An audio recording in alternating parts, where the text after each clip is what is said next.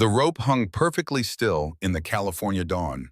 40 feet of braided nylon anchored to steel that had held 1,000 descents without complaint, without failure, without mercy. Master Chief Garrett Fallon stood at the base of the fast rope tower, scarred hands running over the anchor bolts, with the methodical precision of a man who'd performed this ritual for 4 decades.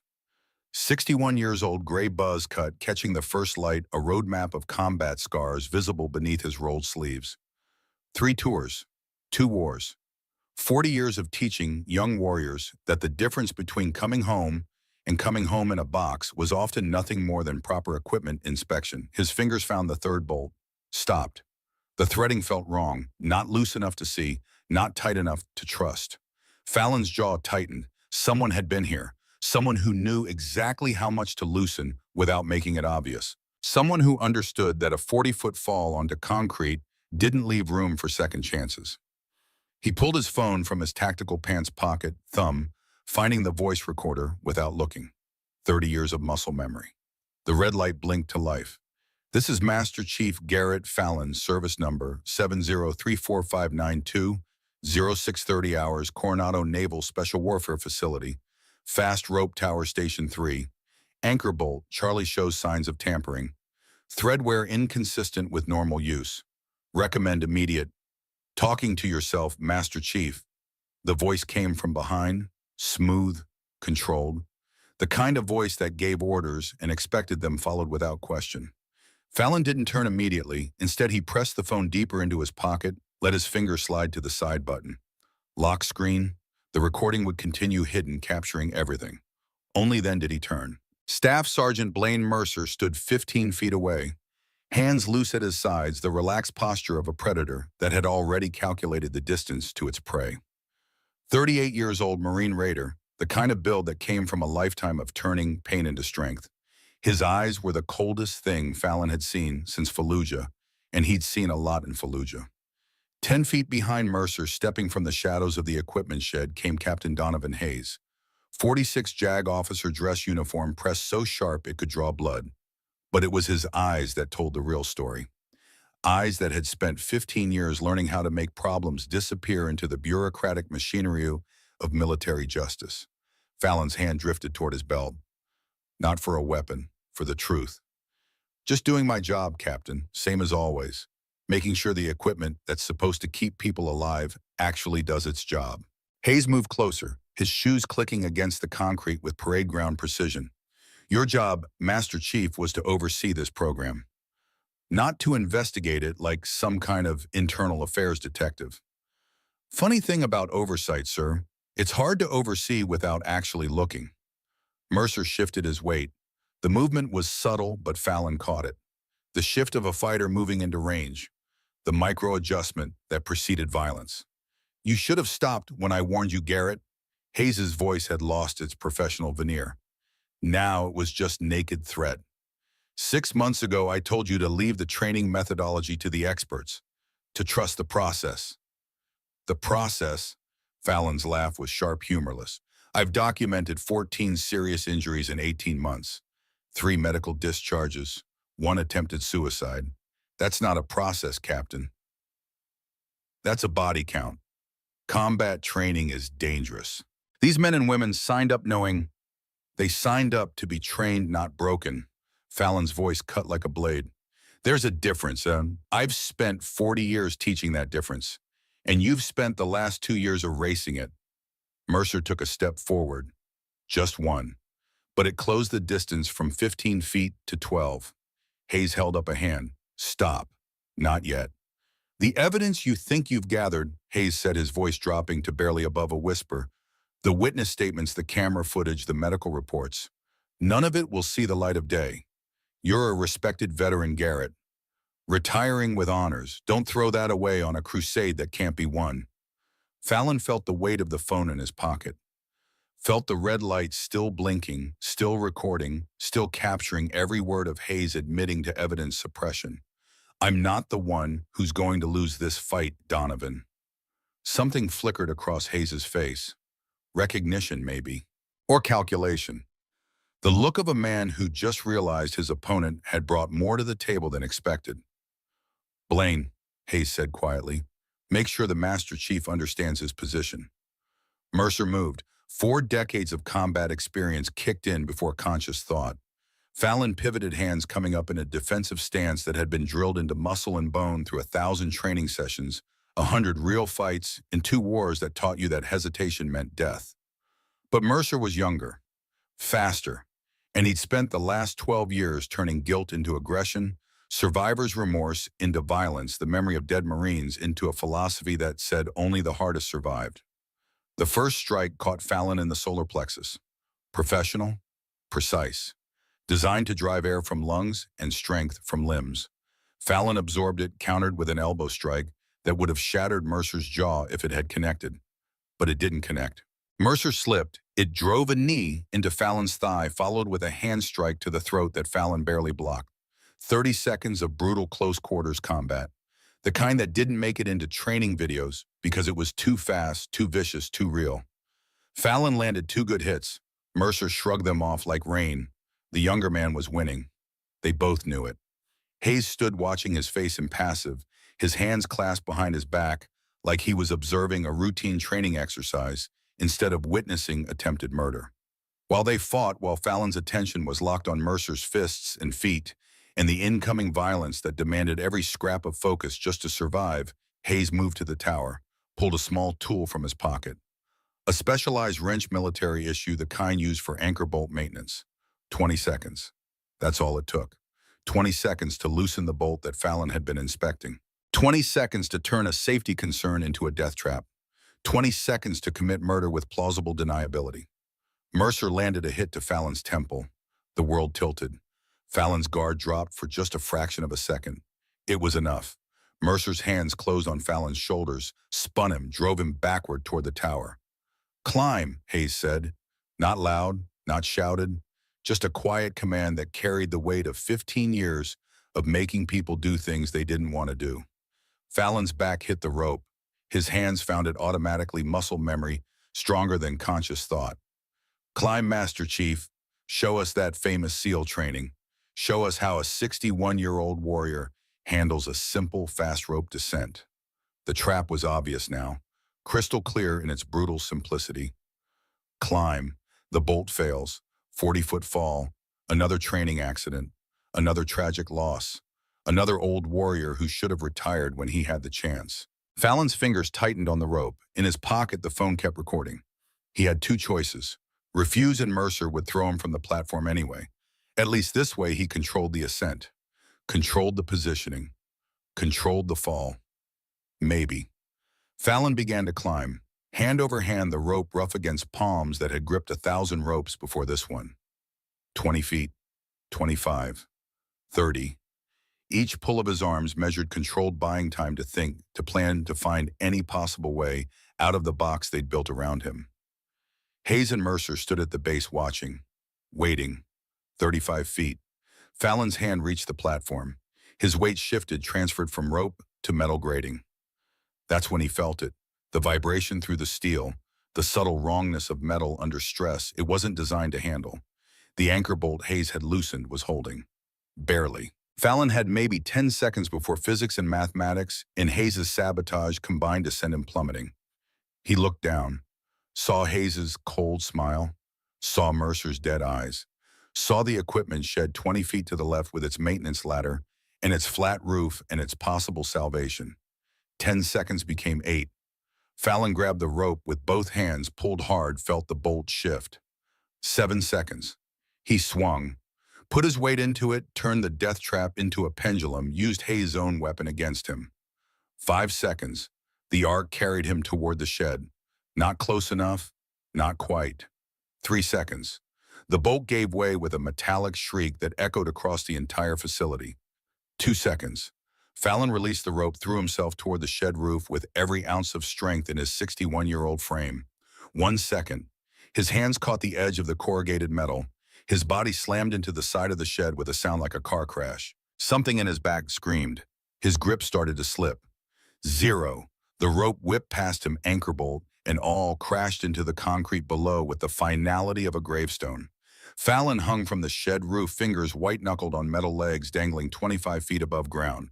Not 40, 25. Survivable. Maybe.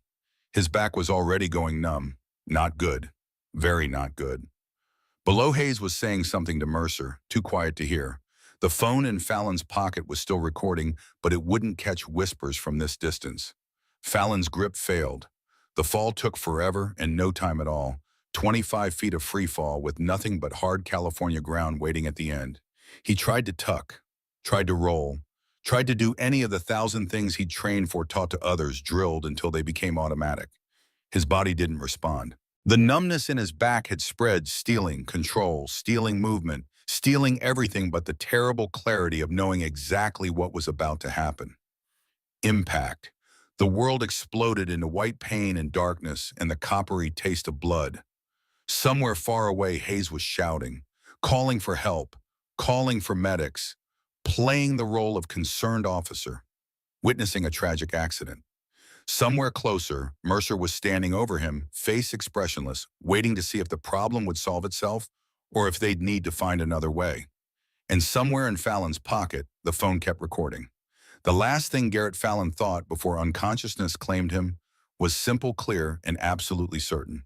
This wasn't over. 6 weeks later, the hospital room smelled like antiseptic and failure. Lieutenant Commander Kira Ashford stood in the doorway, service khakis pressed sharp enough to slice red hair, pulled back in a regulation bun that couldn't quite contain its natural defiance. 28 years old, 2 Afghanistan tours, a sniper qualification that put her in the top 1% of active duty SEALs, and a phone call 3 days ago that had turned her world into something cold and unrecognizable. Master Chief Fallon was dying. Not today, not tomorrow. But the doctors had been clear. The fall had shattered 3 vertebrae. The surgery had saved his life but couldn't save his legs. Paralyzed from the waist down, and the internal damage was progressive. 6 months, maybe a year. The Navy was calling it a tragic training accident. Kira knew better. She'd known Garrett Fallon for 4 years, had trained under him, had learned from him, had survived because of him. And she knew with the absolute certainty of someone who'd spent years reading wind speed and calculating bullet drop at distances measured in kilometers that Garrett Fallon didn't have accidents. He lay in the hospital bed, gray and diminished, hooked to machines that beeped and hummed and measured the slow decline of a warrior's body. But his eyes were still sharp, still calculating, still the eyes of a master chief who'd spent 4 decades teaching people how to stay alive. "You look like hell, Ash." His voice was rough, damaged from the breathing tube they'd had down his throat for 2 weeks. Kira stepped into the room, let the door close behind her. "You're one to talk, Master Chief. I've seen better-looking corpses." The corner of his mouth twitched, almost a smile. "Flattery will get you nowhere, Commander. I taught you better than that." She moved to the bedside, pulled up the standard-issue chair, sat with the rigid posture of someone who'd learned that showing weakness was the same as accepting defeat. "Tell me what happened." Fallon's eyes closed. For a moment, she thought he had drifted off. The pain medication did that, pulled him under at random intervals, stole hours from his consciousness. But then his hand moved, slow shaking, fighting past the damage and the drugs to reach the small rolling table beside the bed. His fingers found a smartphone. Not his issued device. Something else. Something civilian and encrypted and very carefully hidden beneath a stack of get well cards from people who didn't know they were saying goodbye. He pressed it into her hand. "They tried to kill me, Ash." The words hung in the recycled hospital air. Kira's fingers closed on the phone. "Who?" "Captain Donovan Hayes, Staff Sergeant Blaine Mercer." Fallon's breathing was labored, each word costing him. 6 months of investigation. 14 documented injuries. Pattern of abuse. Hayes covering it up. Mercer doing the damage. The official report says equipment failure. The official report is a lie. His eyes opened again, locked on hers. "I recorded everything. Hidden cameras, audio surveillance, 8 months of evidence. It's all on that phone." Kira turned the device over in her hands. Standard commercial smartphone, the kind you could buy at any electronics store. Untraceable, unconnected to military networks. "Why didn't you submit it through channels?" Fallon's laugh was bitter. "I tried. Went to the base commander. Hayes intercepted. Went to Norfolk. Hayes has friends there too. Went to JAG. Hayes is JAG. Admiral Cordell, is the only one I trust and the only one who can't officially help without evidence that'll hold up in court. Fallon's hand found hers gripped with surprising strength. That's why you're here. That's why I called you. Master Chief, I'm not an investigator. I'm a sniper. I shoot people from very far away. That's my skill set. You're a SEAL. You're a warrior. You're the best student I ever trained. His grip tightened, and you're the only person I trust to finish what I started. The machines beeped. The fluorescent lights hummed. Outside the window, Norfolk went about its business, civilians and military mixing in the eternal dance of a Navy town. Kira looked at the man who'd saved her life, who'd taught her to shoot, who'd stood at her father's grave 4 years ago when everyone else had been too busy to notice that a newly minted SEAL was falling apart at the seams. Tell me everything. 4 years earlier. Helmand Province. The day Kira Ashford learned the difference between training and reality. The firefight had started 30 minutes ago and showed no signs of stopping. Taliban fighters in the hills. American SEALs pinned in a dried riverbed. Air support 15 minutes out and casualties mounting with every passing second. Lieutenant Junior Grade Kira Ashford, 24 years old, 9 months out of Bud's training, pressed against sun-baked stone and tried very hard not to die. Her spotter was already dead. Headshot instant, no time to scream. His blood soaked into the Afghan dirt 6 inches from her boot. The enemy had their position dialed in. Every time she moved, rounds kicked up dust and stone fragments that stung like hornets. Her rifle scope had a crack running through the upper quadrant from a ricochet that had missed her skull by maybe 2 inches. She was going to die here, and then a hand grabbed her tactical vest and dragged her backward. Move, Lieutenant. Move now. Master Chief Garrett Fallon, 57 years old, 3 tours more combat experience than the rest of the squad combined, pulled her into a depression in the riverbed that offered maybe 6 additional inches of cover. It was enough. Fallon's rifle came up, fired 3 controlled bursts, dropped 2 Taliban fighters who'd been flanking their position. His movements were economical, precise, the product of decades turning split-second decisions into muscle memory. Your scope's cracked, he said, voice calm, like they were on a training range instead of in a kill zone. I know. Can you shoot? Kira looked at the scope, at the crack that bisected her sight picture, at the enemy fighters who kept coming because they knew the Americans were wounded and low on ammunition and running out of time. Yes, Master Chief, I can shoot. Then shoot. She did. 12 rounds, 11 hits. Targets at 400 meters through a damaged scope and incoming fire, and the knowledge that every second she spent aiming was a second the enemy spent aiming back. The 11th hit dropped the Taliban commander, the one coordinating the attack, the one whose death turned an organized assault into confused chaos. Air support arrived 90 seconds later. Apache gunships that turned the hillside into a vision of hell and sent the surviving fighters running. The squad extracted. 7 went in, 4 came out. Kira was one of the 4 because Garrett Fallon had grabbed her vest and pulled her to safety. Later, back at the forward operating base, Fallon found her in the armory. She was cleaning her rifle with hands that wouldn't quite stop shaking. Good shooting, Lieutenant. My spotter's dead. Yes. I should have seen them, should have warned him. Fallon sat beside her on the bench, took the rifle from her hands, started cleaning it with the methodical care of a man performing a sacred ritual. You're 24 years old, 9 months in service, and you just survived your first real firefight. He worked the cleaning rod through the barrel, checked the bore, continued. Your spotter was 32, 6 years of experience. He knew the risks. He accepted them. His death isn't your failure. Feels like it. It will. For a while. Maybe forever. Fallon reassembled the rifle, handed it back. But you need to understand something, Ashford. The enemy killed your spotter. Not you, the enemy. And you killed 11 of them in return. That's not failure. That's survival. That's what we do. Kira took the rifle, felt its weight, felt the reality of what it meant to carry this weapon, wear this uniform, accept this mission. How do you do this, Master Chief? How do you keep doing this for 30 years? Fallon was quiet for a long moment. You find something worth protecting. Then you protect it. Simple as that.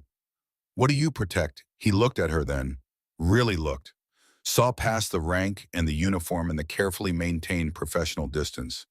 People like you, Lieutenant.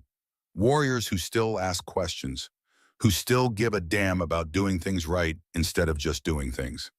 He stood, moved toward the door, paused. Get some rest. Tomorrow I'm teaching you how to adjust for wind at 1,000 meters. That was 4 years ago. Now sitting in a hospital room watching that same man fight for every breath, Kira understood what he'd meant. She'd found something worth protecting, and she was going to protect it. Admiral James Cordell's office was 3 floors underground in Norfolk Naval Operations Command.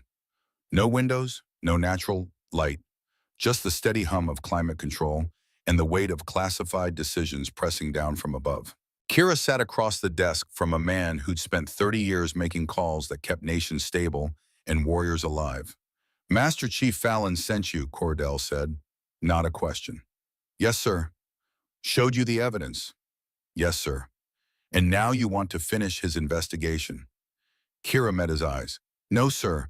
I want to destroy the people who tried to kill him. Cordell leaned back in his chair, studied her with the kind of attention that came from decades of reading people, situations, threats. Revenge isn't justice, Commander. I'm aware, sir, but in this case, they happen to align. The ghost of a smile crossed Cordell's weathered face. Fallon trained you well. Too well, maybe. He pulled a folder from his desk drawer, slid it across the polished surface. Captain Donovan Hayes, 46 years old, JAG officer, currently assigned to Naval Special Warfare Development Group. Rising Star, combat training reform is his signature initiative. Kira opened the folder. Hayes stared back from an official photo dress uniform, immaculate chest full of ribbons, eyes that looked through the camera instead of at it. Staff Sergeant Blaine Mercer, 38, Marine Raider, Bronze Star 2 Afghanistan tours. Hayes' hand-picked instructor for the Combat Integration Program at Coronado. Another photo, Mercer in tactical gear, face hard the look of a man who'd seen too much and processed it all through the filter of violence. 3 informal complaints in 18 months, Cordell continued, all involving Mercer's training methods, all withdrawn before official investigation, and all after Hayes personally intervened. How is that legal? It's not, but it's also not provable. Witnesses recant, evidence disappears, complaints get buried in bureaucracy. Cordell's jaw tightened. Hayes has friends, high-ranking friends, and they're willing to protect him because his training results are impressive. Impressive how? Graduation rates are up. Physical performance metrics exceed standards. Combat readiness scores are the highest in the program's history. Cordell paused. What the metrics don't show are the medical discharges, the psychological trauma, the warriors who leave the program broken in ways that don't show up on fitness reports. Kira closed the folder. Fallon tried to expose this through official channels. It didn't work. No, it got him thrown off a tower. Then we need a different approach. Cordell's eyebrow raised. Commander, I'm offering you an assignment. 60 days, Coronado, official oversight of the Combat Integration Program. Document, observe, report. He leaned forward. What you're talking about sounds like something else entirely. What I'm talking about is finishing Fallon's mission. By any means necessary. Any means necessary gets people court-martialed, Commander. Gets careers destroyed, gets warriors like you turned into cautionary tales. Better than letting Hayes and Mercer destroy more lives. Cordell was quiet. The climate control hummed. Somewhere in the building, someone shouted orders. The military machine ground on, oblivious to the small war being planned in an underground office. If you do this, Cordell finally said, you do it by the book. Every regulation followed. Every procedure documented. You build a case so airtight that not even Hayes' friends can make it disappear. His eyes hardened. Because if you cut corners, if you give them any excuse to discredit you, they will. And Fallon's sacrifice will mean nothing. Understood, sir. I'm assigning you backup. Someone Hayes can't intimidate. Someone with the legal authority to turn your evidence into action. Who? You'll find out at Coronado. Cordell stood. You leave tomorrow, 0600, fly into San Diego, report to base command, then straight to the facility. Kira stood as well. One question, sir. Ask. Why me? You could assign someone with investigative experience, someone with legal training. Why a sniper? Cordell moved to a credenza against the wall, opened it, pulled out a framed photograph. It showed three men in desert camouflage. Young, lean, the kind of dangerous that came from believing you were immortal. Gulf War, 1991. That's me on the left. He pointed. That's Garrett Fallon in the middle. His finger moved to the third man, and that's Master Chief Sullivan Burke on the right. We went through hell together, learned to trust each other when trust was the only thing keeping us alive. He handed her the photo. Burke is at Coronado, officially retired, unofficially consulting. He's been feeding Fallon intelligence for 8 months. He'll do the same for you. Kira looked at the photograph. Three warriors frozen in time before age and injuries and the slow grinding weight of service had turned them into something harder and sadder. Burke can be trusted with your life, Commander. Same as Fallon could. Cordell took the photo back, returned it to the credenza. But understand something. Hayes knows you're coming. He'll know why and he'll do everything in his power to stop you. Let him try. Fallon said you were stubborn, said it was your greatest strength and your biggest weakness. Kira moved toward the door. Master Chief Fallon taught me that patience wins wars. I can be very, very patient. And when patience runs out, she looked back. Then I'm a sniper, sir. I don't miss. The door closed behind her. Cordell stood alone in his office looking at the photograph of three young warriors who'd believed they could change the world. Two were now broken. One was dying. But maybe, just maybe, the student they'd trained would succeed where the teachers had fallen. Or maybe she'd just be added to the casualty list. Time would tell. It always did. The flight from Norfolk to San Diego took 6 hours. Kira spent 4 of them reviewing Fallon's encrypted files, 1 hour staring at clouds, and the final hour preparing herself for what came next. The evidence was damning. 14 documented incidents over 18 months. Recruits choked unconscious during training. Submission holds applied with excessive force. Medical interventions required. And in every case, the same pattern. Mercer applied the technique. The victim filed a complaint. Hayes made the complaint disappear. Fallon's hidden cameras had captured most of it. Grainy footage from angles the official security system didn't cover. Audio recordings of Hayes threatening witnesses. Digital breadcrumbs that painted a picture of systematic abuse protected by institutional corruption. But as Admiral Cordell had pointed out, it wasn't enough for court-martial. Chain of custody was compromised. Surveillance was unauthorized. Defense attorneys would tear it apart. They needed something cleaner, something official, something that happened on record with witnesses who couldn't be intimidated into silence. The plane descended through thin clouds toward San Diego. Kira watched the naval base emerge below ships floating in formation buildings arranged in rigid geometric precision. Somewhere down there, Blaine Mercer was teaching young warriors that pain was preparation and weakness was death. She was going to teach him something different. The rental car waiting at the airport was a gray sedan, anonymous and forgettable. Kira drove through Camp Pendleton's main gate, showed her military ID, followed the directions to the Combat Integration Facility on Coronado's eastern edge. The facility looked exactly like Fallon had described. Prefabricated buildings with peeling paint, outdoor obstacle courses rutted from use, a metal training hall with exposed beams and industrial lighting. This wasn't the gleaming recruitment poster version of military excellence. This was where the real work happened, away from cameras and oversight and anyone who might ask uncomfortable questions. Kira parked in the visitor's lot, checked her watch. 14:30 hours, 30 minutes before her official check-in time. She sat in the car windows down listening. Shouts from a running formation. The rhythmic thud of bodies hitting mats. Someone calling cadence. The familiar sounds of warriors being forged or broken. Her phone buzzed. Text message from an encrypted number. Storage office. South entrance. 20 minutes. Burke. Had to be. Kira got out of the car, pulled her service khakis from the garment bag, changed in the back seat with the practiced efficiency of someone who'd changed uniforms in worse places. Silver oak leaf insignia on the collar. No ribbons, no decorations, just rank and name tape. She wanted them to underestimate her. Oversight officer. Clipboard warrior. Paper pusher far removed from operational reality. Let them think that until it was too late. The south entrance was unmarked, a gray door in a gray building that could have been storage or maintenance or anything else that didn't matter enough to label. Kira tried the handle. Unlocked. Inside, darkness. She let her eyes adjust, hand drifting automatically to her sidearm. You won't need that, Commander. The voice came from the shadows. Deep, rough. The kind of voice that had shouted orders over gunfire and explosions. A light clicked on, bare bulb, harsh and unforgiving.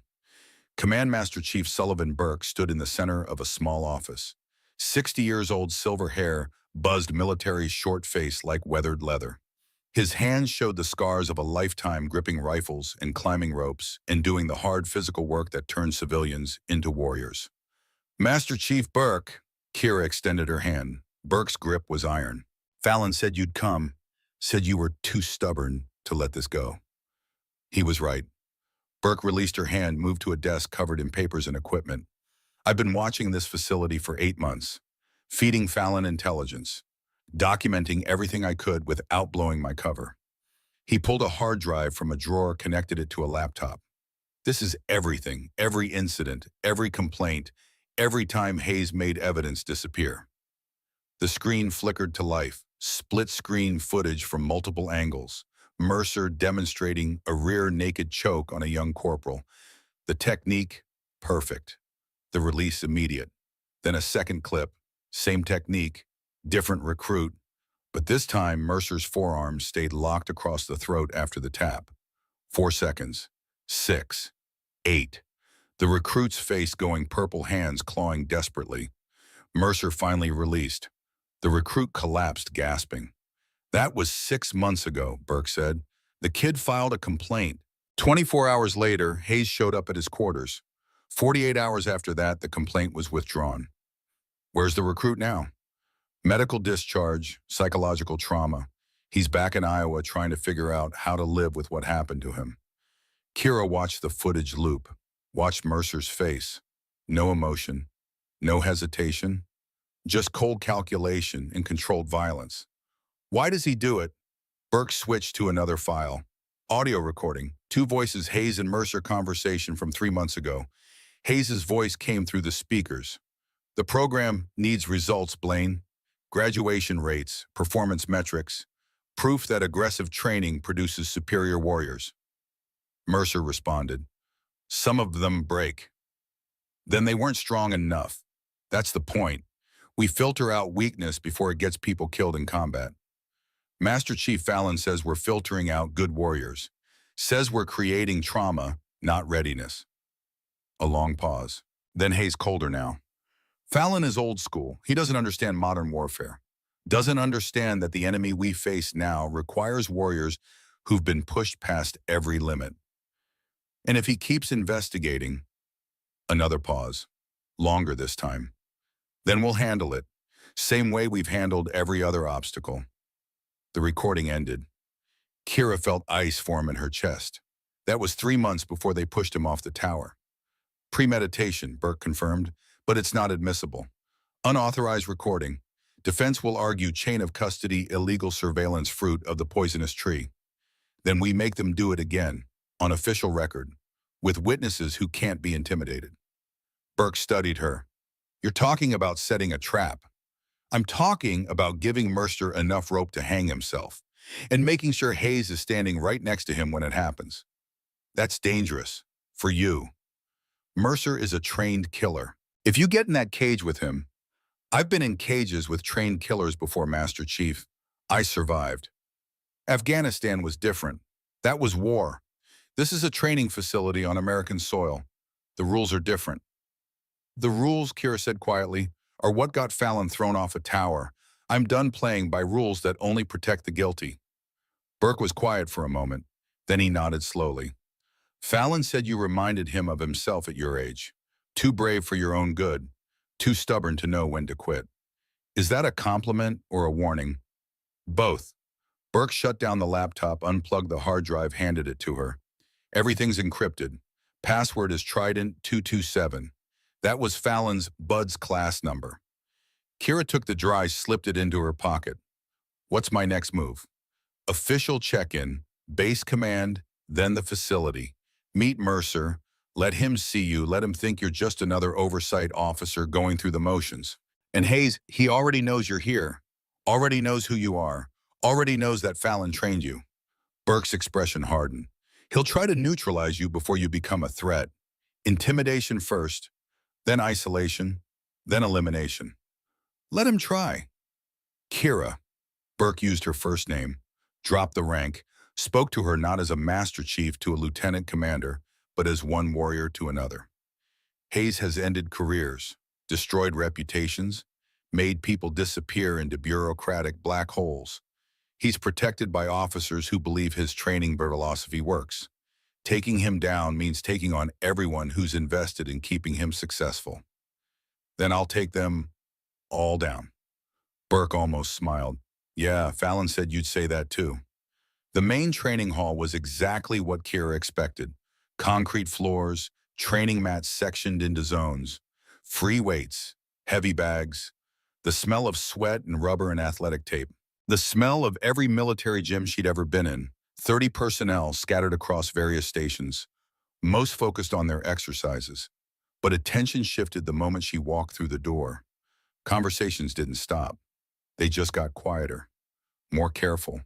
A woman in a Navy uniform, a lieutenant commander, in a facility that ran on testosterone and aggression and the unspoken assumption that oversight meant weakness. Kira felt the weight of their stares. Let them look. Let them make assumptions. It would make the surprise sweeter when those assumptions shattered.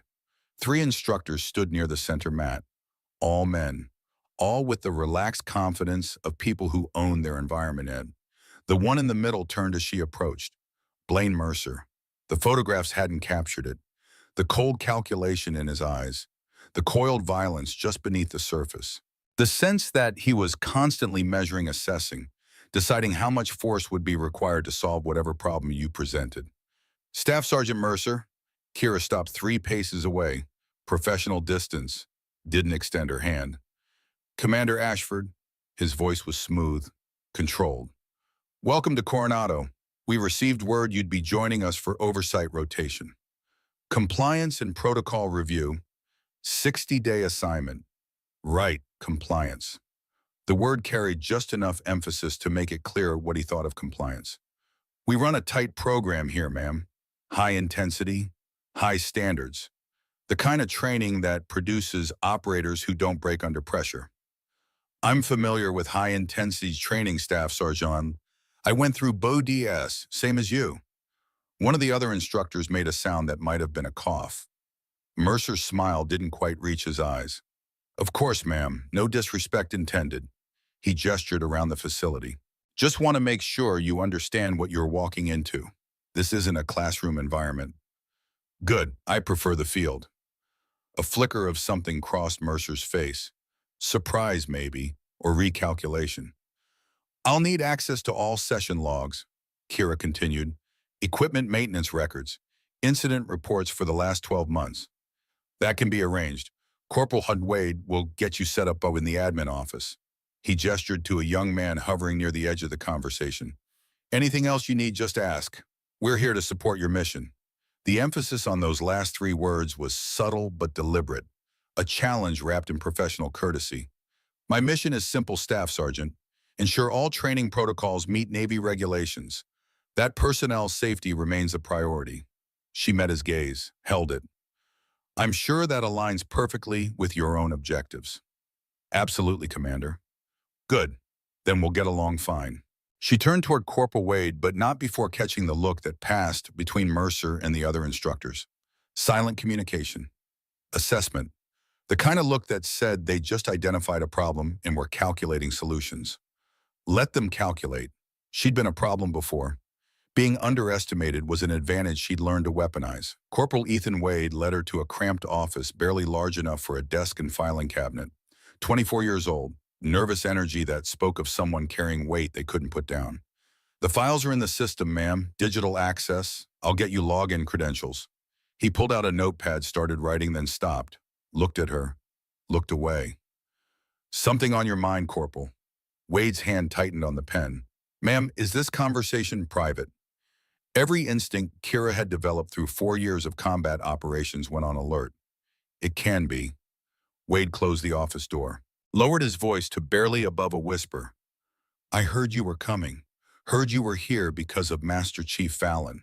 She kept her expression neutral. What about Master Chief Fallon? I was here when he fell, ma'am. Saw the whole thing. Saw the rope fail. Saw him drop. His voice cracked slightly. But ma'am, I also saw Staff Sergeant Mercer at that tower. 2 hours before, working on the anchor points.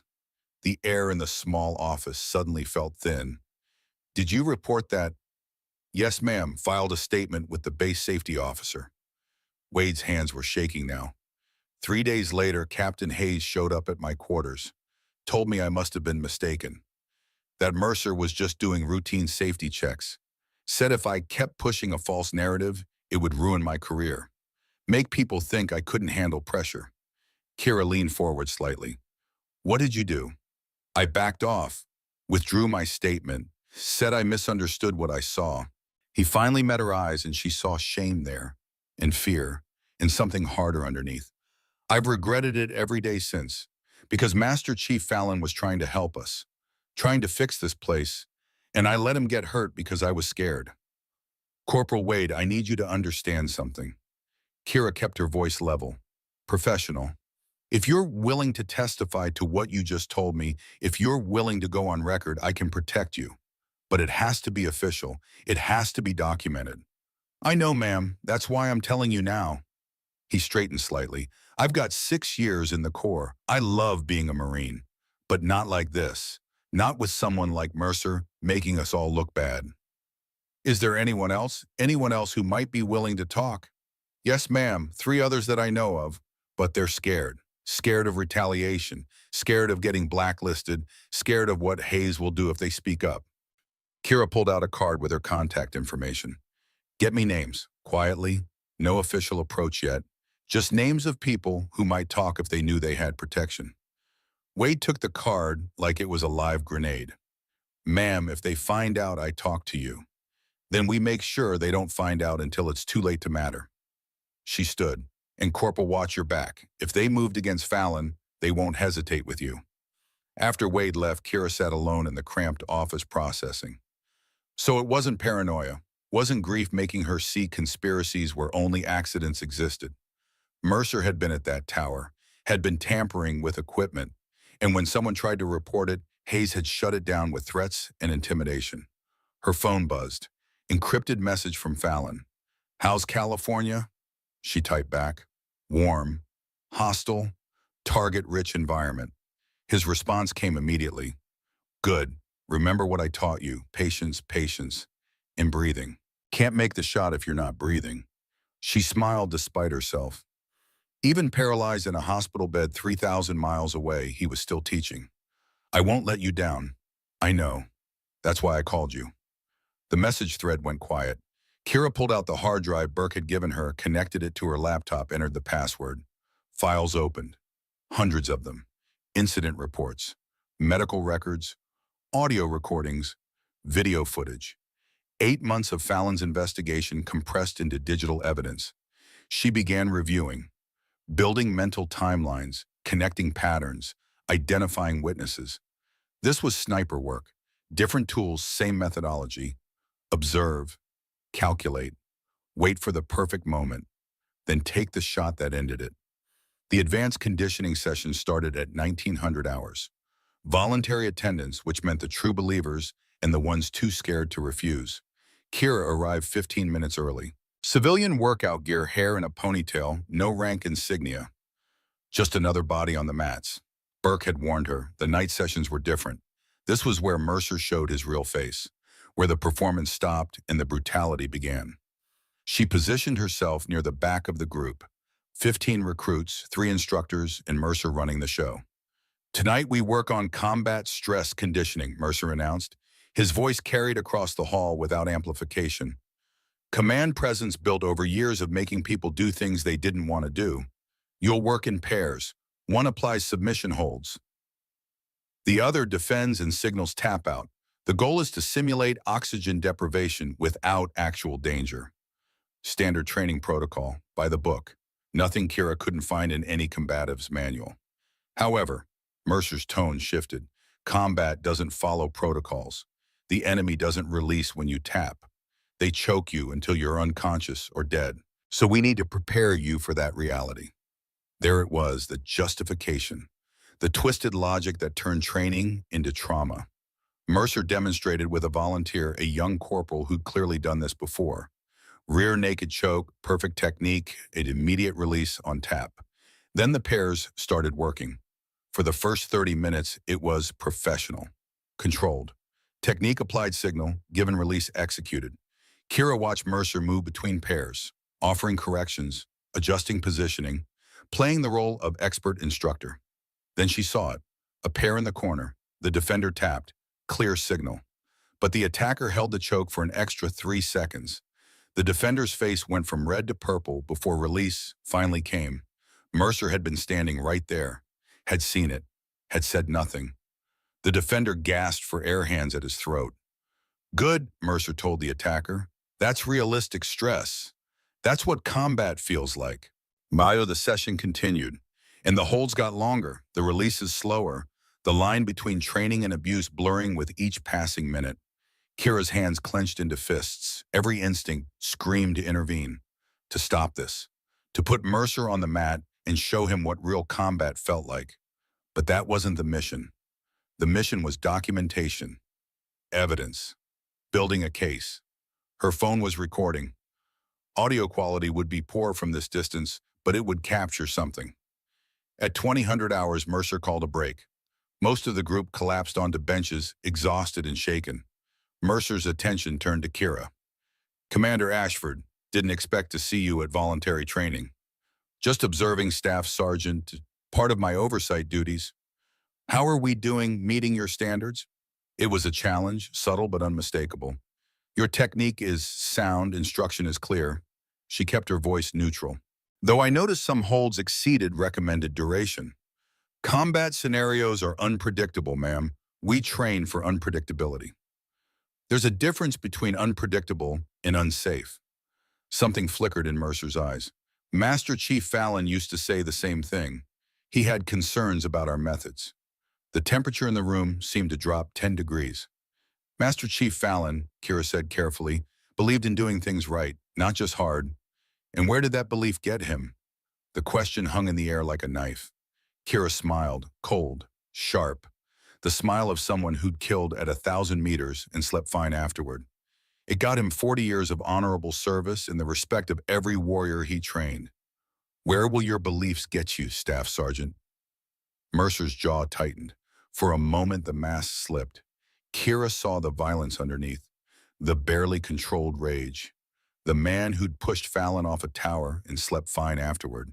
Then the mask returned, professional, controlled. Back to work, he told the group. 30 more minutes. Then we're done. The session continued. The holds got longer, the releases later. 2 recruits vomited from oxygen deprivation. One had to be helped off the mat. Kira documented it all. Times, participants, durations, everything that would matter when this went to official review.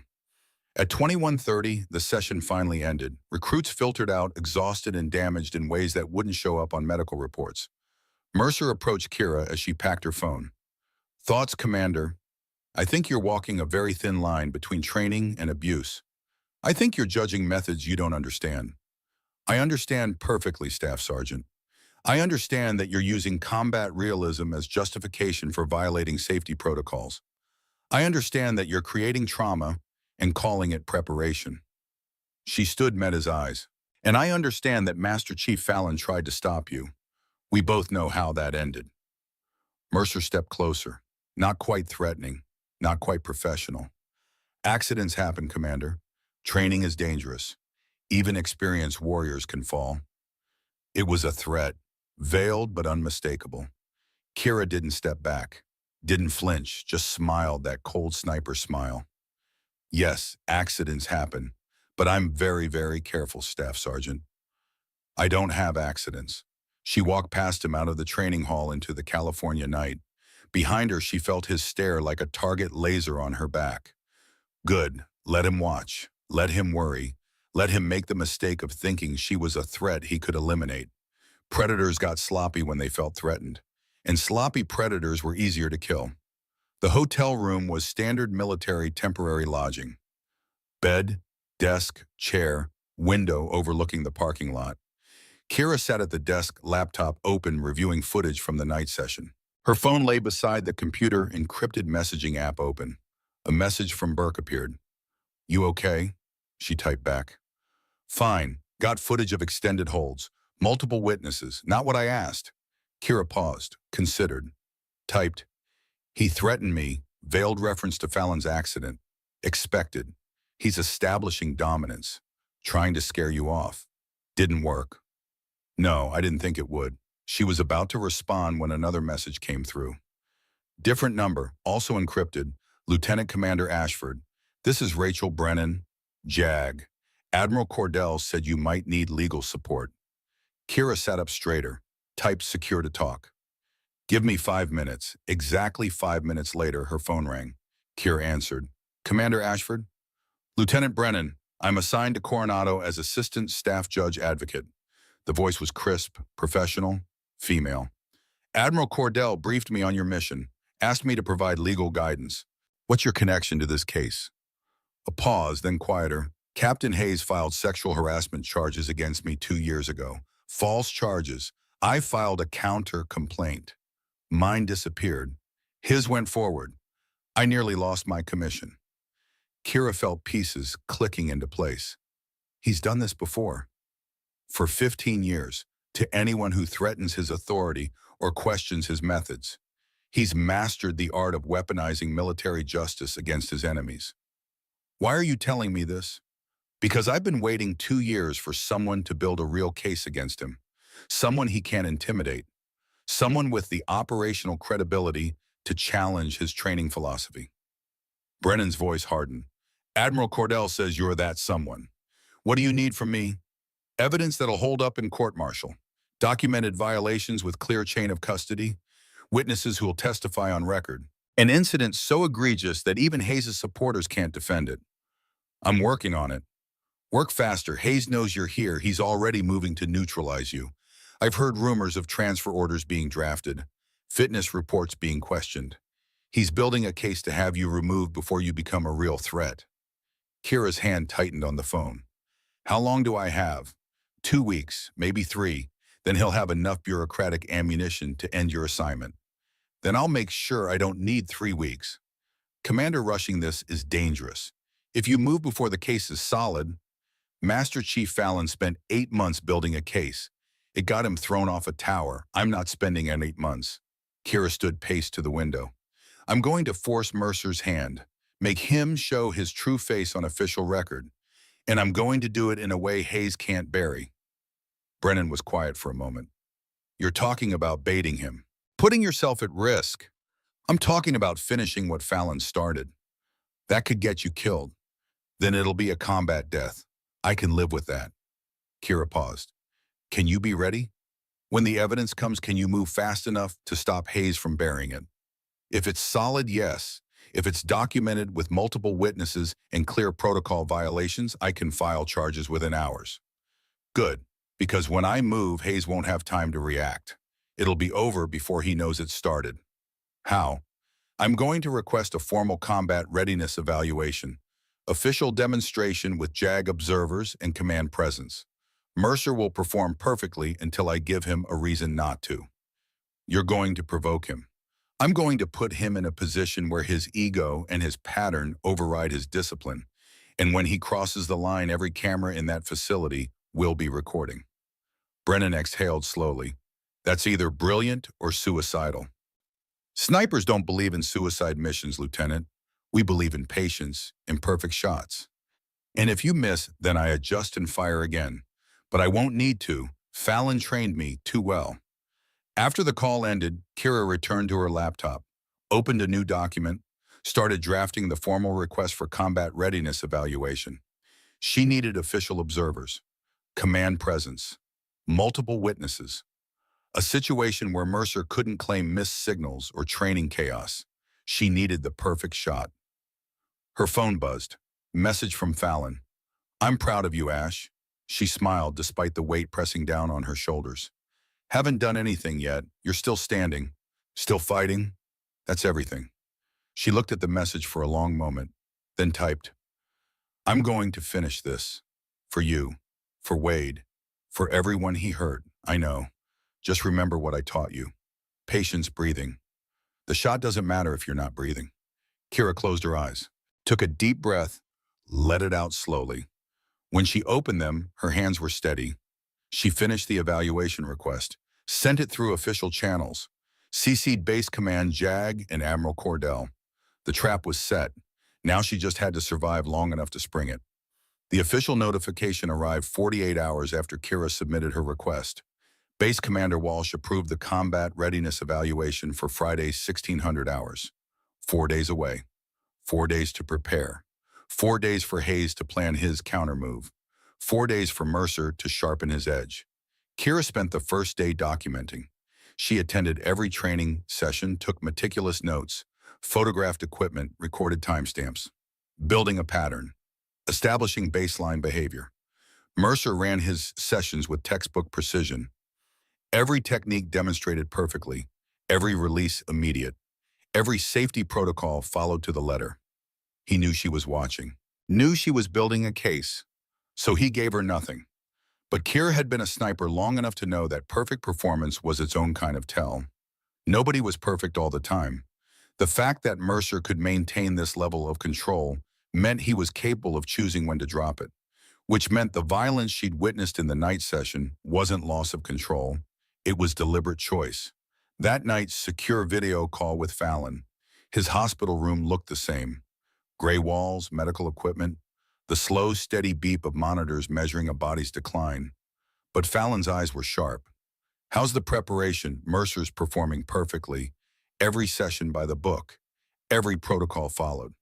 Expected. He's disciplined enough to control himself when he knows he's being evaluated. Which means I need to break that discipline. Fallon was quiet for a moment. How him, make it personal, question his methods in front of witnesses, challenge his authority, force him to defend his philosophy publicly. That's dangerous, Ash. You'll be in the cage with him. If he snaps, then we'll have evidence of assault on a superior officer during an official evaluation, with multiple witnesses and full camera coverage. And if he doesn't snap, if he maintains control, then I push harder. Keep pushing until something breaks. She leaned closer to the camera. You taught me that every target has a weak point. I just need to find Mercer's. Fallon's weathered face showed concern. His weak point is Afghanistan, the Marines he lost, the guilt he carries. Burke mentioned something about that. What happened? 2012, Helmand Province. Mercer's squad got ambushed. 6 Marines killed because they hesitated at a critical moment. Mercer survived, built a belief system around that survival.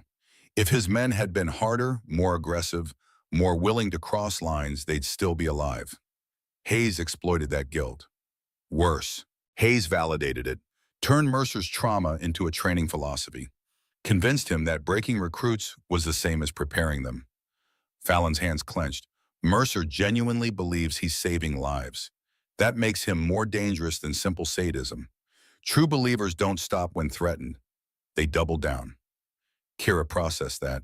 So mentioning Afghanistan will trigger him. It'll also make him dangerous, unpredictable. You need to be ready for anything. I've been ready since you called me Master Chief. No, Fallon's voice was sharp. You've been angry since I called you.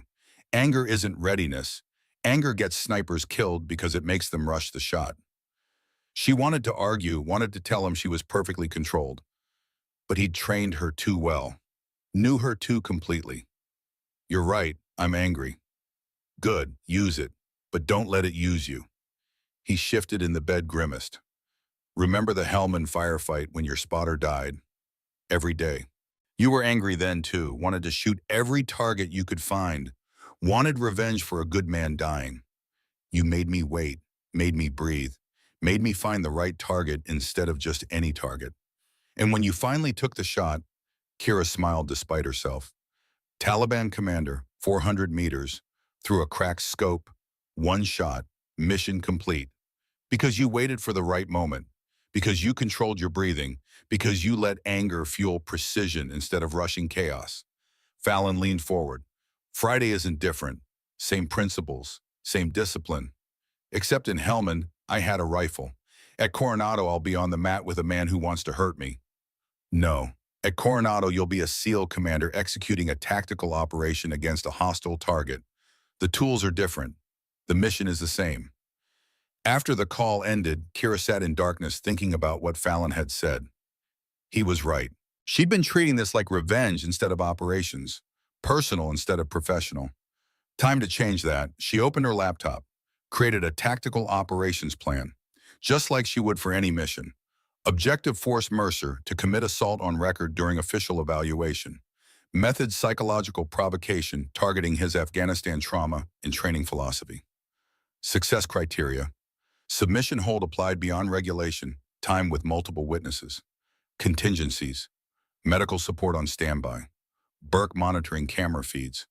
Brennan ready to file charges immediately. Risks. Serious injury. Permanent damage. Death. Acceptable losses. All of the above if mission succeeds. She saved the file, encrypted it, sent copies to Burke, Brennan, and Fallon. Then she began training. The base gym was empty at 0530. Kira had the mats to herself. She worked through escape techniques, practiced breaking chokeholds, drilled defensive positioning. Not because she planned to escape. The mission required her to let Mercer choke her. But she needed to know she could escape if survival became more important than evidence. After an hour, Burke appeared in the doorway. You're preparing for combat. I'm preparing for Friday. Same thing. He moved onto the mat, took position. Let's drill it. I'll be Mercer. You provoke me. We see what happens. They worked through scenarios. Burke applied submission holds. Kira tapped. He held for 5 seconds. 10, 15. She practiced staying conscious, practiced controlling panic, practiced the difference between genuine distress and tactical endurance. Your technique is good, Burke said after the third round, but you're too tense. You're fighting the hold instead of accepting it. Accepting it goes against every survival instinct. Then you need to override instinct with training. Snipers do it all the time. Ignore the instinct to breathe when you're taking the shot. Ignore the instinct to blink. You're asking your body to do something unnatural because mission requires it. Kira reset. Tried again. Let Burke sink the choke. Didn't fight it. Just counted. Tapped. Let him hold. Focused on staying conscious as long as possible. 12 seconds before her vision started tunneling. 14 before motor control began failing. 16 before unconsciousness became inevitable. Good, Burke said. Now you know your limits. Friday, you don't let it go past 12 seconds. Any longer and you risk permanent damage. What if Mercer doesn't release at 12? Then I intervene. Brennan intervenes. Someone stops it before it goes too far. And if nobody stops it in time, Burke's face was grim, then we have evidence of attempted murder. And you wake up in a hospital room like Fallon. Acceptable losses. For the mission, maybe. Not for the people who care about you. Kira stood, wiped sweat from her face. Master Chief, how many warriors did you lose in 40 years? Too many. How many of those losses were acceptable? Burke was quiet. Exactly, Kira said. None of them. But they happened anyway, because the mission mattered more than safety. That's what we sign up for. This is different. This is a training facility, not a battlefield. Tell that to the 14 people Mercer injured. Tell them this isn't a battlefield. Burke had no answer for that. Day 3 before the evaluation. Kira was reviewing equipment logs in the admin office when Corporal Wade appeared. He looked worse than usual. Pale, shaking. Ma'am, we have a problem. She closed the laptop. Talk to me. Wade handed her a letter. Standard military stationery, official seal. It was addressed to Wade's mother, back in Nebraska. The content was simple. Wade's performance at Coronado had been exemplary. His dedication to training was commendable. His family should be proud. But there was a second paragraph, a subtle shift in tone. Training accidents, while rare, do occur. The facility maintains comprehensive life insurance for all personnel. In the unlikely event of injury or death, benefits would be paid to designated next of kin. It wasn't a threat, not technically, just information. But the message was clear. Wade had family, vulnerable family, family that could be hurt if he testified. When did you get this morning? Delivered to my quarters. No postmark. Someone hand-delivered it. Kira felt cold rage building. Hayes. Has to be. Nobody else would know my mother's address. Nobody else would have reason to. Wade's voice cracked. Ma'am, I want to help. I want to testify, but if something happens to my mom, nothing's going to happen to your mother. Kira pulled out her phone, texted Burke. Need secure meeting. Now. The response was immediate. Storage office. 10 minutes. She looked at Wade. You're coming with me. We're fixing this. Burke was already in the storage office when they arrived. He read the letter, face darkening with each line. This is witness intimidation. Federal offense. Can we prove Hayes sent it? Kira asked. No, it's too careful, too deniable. Burke set the letter down. But we can protect Wade's mother. How? I've got friends in Nebraska, retired SEALs, good men. They can provide security, discreet, professional. He looked at Wade. Your mother won't even know they're there unless something happens. Wade's relief was visible. Thank you, Master Chief. Thank me by testifying when the time comes, by standing up when others back down. After Wade left, Burke turned to Kira. Hayes is escalating. That means he's worried. Good. Worried people make mistakes. Or they make preemptive strikes. Burke pulled out his phone, showed her an email. This came through unofficial channels. Rumor is Hayes is drafting transfer orders for you, citing concerns about your objectivity. He can't transfer me in the middle of an investigation.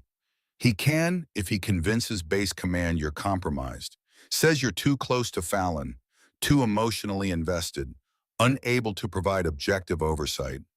How long until those orders go through? Unknown, but he's moving pieces, building justification. My guess is he'll wait until after Friday's evaluation, see if he can make you look unstable or incompetent, then use that as ammunition for transfer. Kira thought about that. So Friday is it, win or lose. If Mercer doesn't break, if I don't get evidence, Hayes will have me removed before I get another chance. That's my read. She nodded slowly. Then I need to make sure Mercer breaks. How? By making it impossible for him not to, by pushing every button, by triggering every trauma, by turning Friday into a choice between controlling himself or defending his dead Marines. Burke's expression was troubled. That's psychological warfare, Kira. That's not training evaluation. No, it's justice. There's a difference. That night, Kira couldn't sleep. She lay in the hotel bed, staring at the ceiling, running through scenarios. What if Mercer controlled himself? What if Hayes intervened before evidence became damning? What if the witnesses recanted? What if the cameras failed? What if she died on that mat and it meant nothing?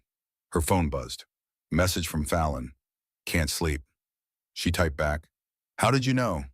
Because I trained you. I know how you think before an operation. I keep running scenarios. Most of them end badly.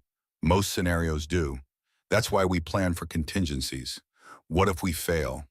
Then we didn't fail. We just didn't win yet. She smiled at that. His words from years ago. The philosophy that had kept him fighting for 4 decades. You should rest, she typed. Doctor's orders. I'll rest when you're safe. Until then, I'm on Overwatch. Overwatch. Sniper terminology. The shooter who covers the primary operator. The guardian angel watching from distance. Even paralyzed in a hospital bed, Fallon was still protecting her. Thank you, she typed. His response was simple. Finish the mission, Ash. That's all the thanks I need. She set the phone down, closed her eyes, focused on breathing. The familiar ritual, the one Fallon had drilled into her 1,000 times. Heart rate dropping, hands steadying, mind clearing. Sleep came eventually, and with it, dreams of falling. Friday arrived with cloudless skies and heat that promised to turn the training facility into an oven by afternoon. Kira, dressed in service khakis, checked her appearance 3 times. Everything had to be perfect, professional, beyond reproach. She pinned Fallon's original SEAL trident next to her own. 2 gold eagles, 2 sets of anchors and flintlocks. One earned through her own blood and sweat, one inherited from a warrior who couldn't wear it anymore. For luck, she told herself. For justice, she knew. The training facility had been transformed. Chairs arranged in rows facing the demonstration mat. Observer tables set up with the recording equipment and official documentation. 60 personnel present, the largest gathering in facility history. Base Commander Walsh stood near the observer table, 55 years old submariner by background. The kind of bureaucrat who preferred paperwork to problems. Captain Hayes sat beside him, dress uniform perfect, face impassive. But Kira saw the tension in his shoulders, the calculation in his eyes. Lieutenant Brennan sat at the opposite end of the table. JAG observer, independent evaluator, the one person Hayes couldn't control, and scattered through the crowd personnel who'd been hurt by Mercer's training. Wade, 3 others Burke had identified. Witnesses waiting to see if justice was possible or just another word that meant nothing. Mercer stood near the demonstration mat with other instructors. Dress uniform, ribbons, the visible proof of valor and service. He looked calm, confident, ready. Kira felt her heart rate slow, breathing steady, the tunnel vision that came before perfect shots. 1,600 hours. Walsh called the room to attention. This evaluation is convened at the request of Lieutenant Commander Kira Ashford, Oversight Officer for the Combat Integration Program. Walsh's voice carried without amplification. Purpose is to assess current training protocols and ensure compliance with Navy safety regulations. Staff Sergeant Mercer will demonstrate standard techniques. All proceedings are being recorded for official review. He looked at Hayes, acknowledging the senior officer. Hayes nodded but said nothing. Walsh turned to Kira. Commander, you have specific protocols you wish to evaluate. Yes, sir. Submission hold applications and tap-out procedures. Specifically response time between signal and release. Very well. Staff Sergeant Mercer, you will demonstrate proper technique with volunteer partners. Clear communication. By-the-book execution. Mercer stepped onto the mat. Understood, sir. The demonstrations began. Rear naked choke with Corporal Wade. Perfect technique. Immediate release. Triangle choke with another volunteer. Textbook application. No delay. Guillotine. Armbar. Kimura. Each one executed flawlessly. The observers took notes, nodded approval. Everything was perfect. Too perfect. 45 minutes of demonstrations. Not one mistake. Not one delayed release. Not one hint of the violence Kira had witnessed in night sessions. Hayes was smiling now. Subtle, satisfied, watching Hidden Marine prove every accusation wrong. Kira waited, breathed, counted heartbeats. After the 7th demonstration, she stood. Staff Sergeant, request permission to participate in the final demonstration. The room went quiet. Mercer turned. For just a fraction of a second, something flickered across his face. Then the professional mask returned. Of course, Commander. What scenario did you have in mind? Full resistance, combat conditions. I'd like you to demonstrate proper technique when the subject actively defends. Hayes leaned forward. Commander Ashford, is that necessary? The Staff Sergeant has already demonstrated proficiency. Sir, with respect, all demonstrations have been with compliant partners. I'd like to evaluate technique against resistance. She met Hayes' stare. Real combat conditions, as close as training allows. Walsh looked uncomfortable. Captain Hayes raises a valid point. The demonstrations have been thorough. Brennan spoke for the first time. Commander Ashford's request is reasonable. Combat scenarios require evaluation under stress. I support the request. Walsh was trapped between his JAG officer and Hayes. He chose bureaucratic safety. Very well. Staff Sergeant, are you comfortable with this scenario? Mercer's smile was cold. Absolutely, sir. Happy to demonstrate. Kira moved onto the mat, began stretching, slow, methodical, buying time to settle her breathing. Around her, the crowd shifted, sensed something changing, the professional evaluation becoming something else. Mercer approached. They faced each other at regulation distance. Ready when you are, Commander. They engaged. Kira moved first, testing with strikes that he deflected easily.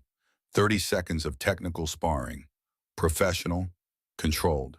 Then Kira shifted tactics. Master Chief Fallon mentioned you trained Marines in Afghanistan.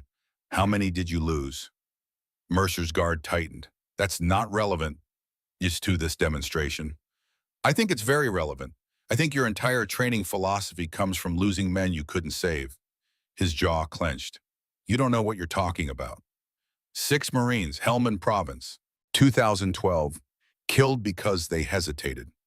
Kira circled hands up, voice carrying to the observers. So you build a belief system that hesitation equals death, that breaking people equals preparation.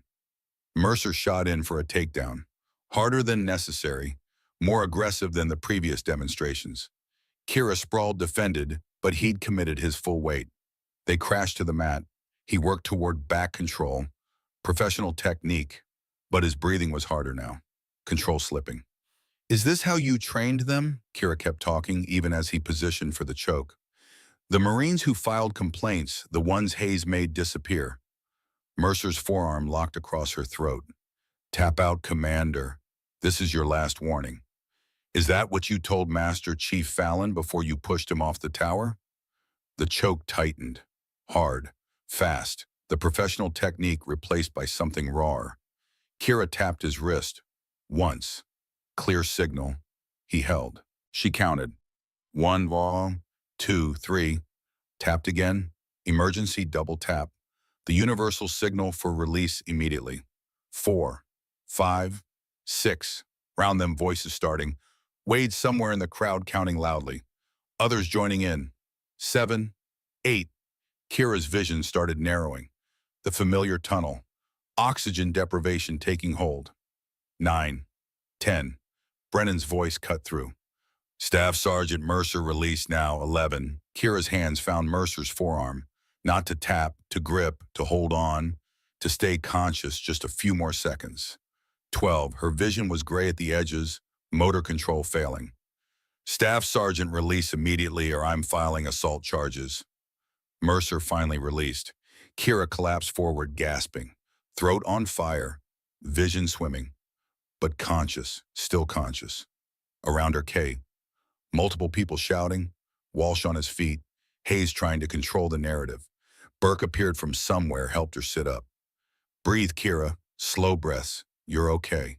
She wasn't okay, but she was alive, and she'd gotten what she came for. 12 seconds, documented, witnessed, recorded from multiple angles. Hayes was talking fast. This was a training scenario, combat stress. Signals can be missed in the moment. Kira stood, legs shaky but holding. Commander Walsh.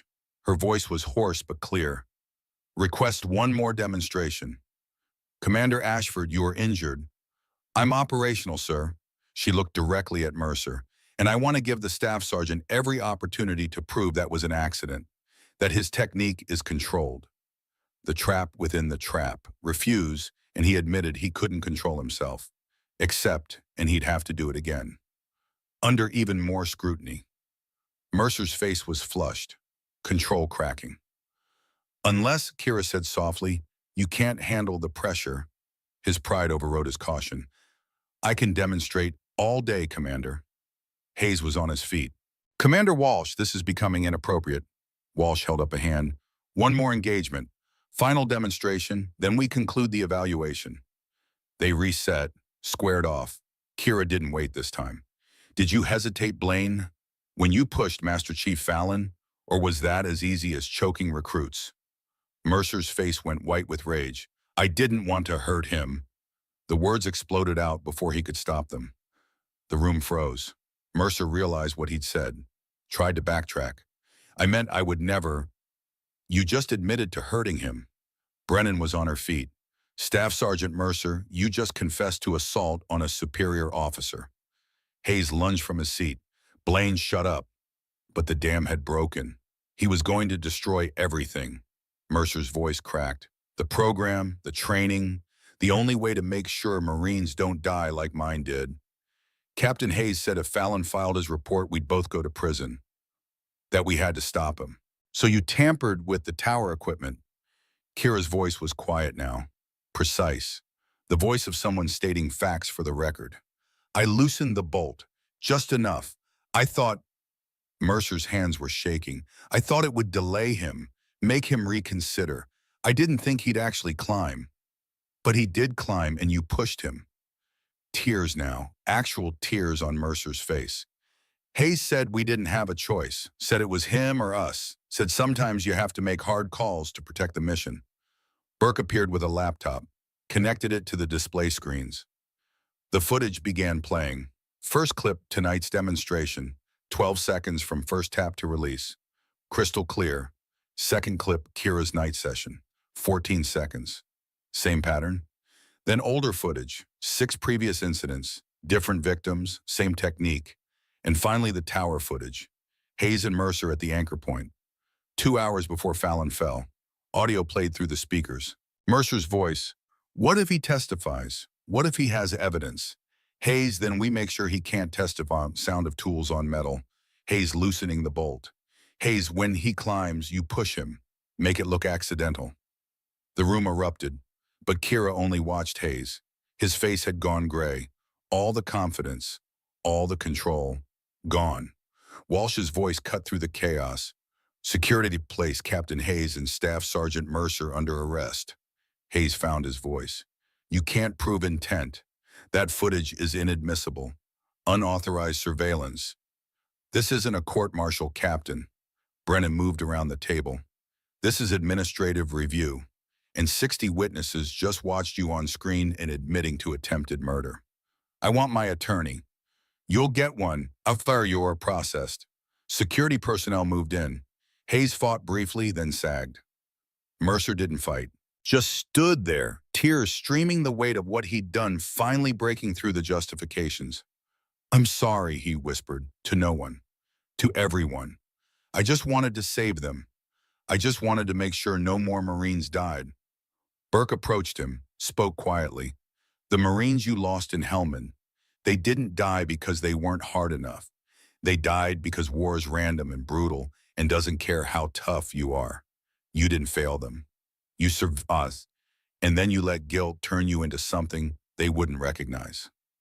Mercer collapsed to his knees. Security led them both away. Hayes still trying to salvage something. Mercer broken beyond repair. The crowd slowly dispersed. Whispers, shock, the knowledge that they'd witnessed something that would change the facility forever. Kira stood alone on the mat, throat aching, vision still slightly gray. Wade approached, came to attention. Thank you, ma'am. She managed a small smile. Thank Master Chief Fallon. This was his investigation. I just finished it. Brennan appeared. I'm filing charges within the hour. Attempted murder for both of them, conspiracy, assault, obstruction of justice. They'll never wear a uniform again. Good. Walsh approached last. Commander Ashford, I owe you an apology. This facility, this program, it should never have deteriorated to this point. Then help me fix it, sir. Help me build something better. Consider it done. After everyone left, Kira pulled out her phone, opened the message thread with Fallon. Mission complete, she typed. She stood in the empty training facility, alone with ghosts of violence and the first fragile hope that maybe, just maybe, things could actually change. 2 weeks later, Kira stood in Fallon's hospital room for the first time since the verdict. The months had aged him. Gray had turned to white. The lines around his eyes had deepened. But when he looked at her, she saw the same sharp intelligence that had kept her alive in Helmand. Commander, he tried to sit up straighter, failed, settled back. I watched the trial on the news. Textbook prosecution. Brennan did good work. She had good evidence. Kira moved to the bedside, pulled up the familiar chair. Your evidence, your investigation, I just finished it. No. Fallon's voice was firm despite its weakness. You didn't finish my investigation. You built your own. Better, cleaner, admissible in ways mine never was. She wanted to argue, wanted to give him the credit he deserved, but she'd learned long ago that arguing with Garrett Fallon was like arguing with physics. The facility's being renamed, she said instead. Master Chief Garrett Fallon Combat Integration Center. Admiral Cordell pushed it through personally. Something flickered across his face. Not quite pride, something deeper. And the program, reformed, new protocols, real oversight, zero tolerance, everything you fought for. She leaned forward. They want me to run it. Director of Combat Integration. Full authority to rebuild from the ground up. You should take it. I will, on one condition. Fallon's eyebrow raised. You don't get to make conditions with flag-level appointments, Commander. This one's non-negotiable. She pulled out a tablet, showed him the Phase 2 email. 12 other facilities, same patterns, same abuse. I'm going after all of them, and I need my tactical advisor. He read the email slowly. When he looked up, his eyes were wet. Ash, I'm dying. The doctors are buying me time, but how much time? 2 years, maybe less. Then we better work fast. She stood. 12 facilities, 24 months. We can do this. Together. Fallon was quiet for a long moment. Then his hand found hers. Weak but steady. The Iron Covenant. Unbreakable. Uncompromising. They sat in silence. Mentor and student. The bond forged in fire and blood, and the stubborn refusal to let corruption win. The fight wasn't over, but for the first time in 8 months, neither of them was fighting alone. One more thing, Fallon said. When you rebuild the program, when you teach the next generation. He gripped her hand tighter. Teach them what I taught you. Patience, discipline, honor. Teach them that the hardest victories aren't won with fists. I will. And Ash, yes, Master Chief. Make them better than we were. Make them warriors who don't need to learn our lessons the hard way. She smiled through tears. That's the mission. Then execute. 3 months later, the facility that had been a house of horrors was now something different. They'd renamed it the Master Chief Garrett Fallon Combat Integration Center. The memorial plaque hung in the main training hall, Fallon's words etched in bronze. Discipline is the bridge between goals and accomplishment. Train hard. Train smart. Train with honor. Kira stood before a new class of instructors, 23 men and women from multiple service branches, all selected for the reformed program. Wade stood among them, promoted to sergeant, her second in command. The SEAL security Burke had arranged for his mother in Nebraska had never needed to intervene, but knowing they were there had given Wade the courage to testify. Burke had come out of retirement, chief safety officer, independent oversight with real authority, and on a video screen mounted to the wall, Fallon watched from his hospital room. Still paralyzed, but the experimental treatments had bought him time. The 6-month prognosis had been wrong. He'd lived to see the program rebuilt, still fighting, still teaching. You're here, Kira began, because you believe warriors can be forged without being broken, because you understand that intensity and integrity are not opposites. They're partners. She spent the next hour outlining new protocols, mandatory recording, independent oversight, anonymous reporting, zero tolerance. After the briefing, she retreated to her office. Director of Combat Integration, Commander, the person responsible for making sure Fallon's sacrifice meant something. An email waited, no sender information, just a subject line. Phase 2, she opened it. 12 other facilities showing similar patterns. Complaints suppressed. Witnesses intimidated. Abuse disguised as training. The message ended simply, when you're ready. Kira looked at the screen, at the evidence of institutional rot spreading far beyond Coronado. She thought about Fallon, about the 40 years he'd spent fighting corruption, about the price he'd paid. She thought about the recruits who'd been broken, the warriors who'd been damaged, the system that protected predators. She opened a new investigation folder, typed a title, Operation Clean House. Then she picked up her phone, called Fallon. Master Chief, I need your help with something. His voice was tired but alert. What kind of something? The kind that might take the rest of our careers. A pause, then a laugh. Rough. Genuine. Well, Commander, I wasn't planning on retiring anyway. She smiled, felt the weight of the mission settle on her shoulders. Not crushing, empowering. Then let's get to work.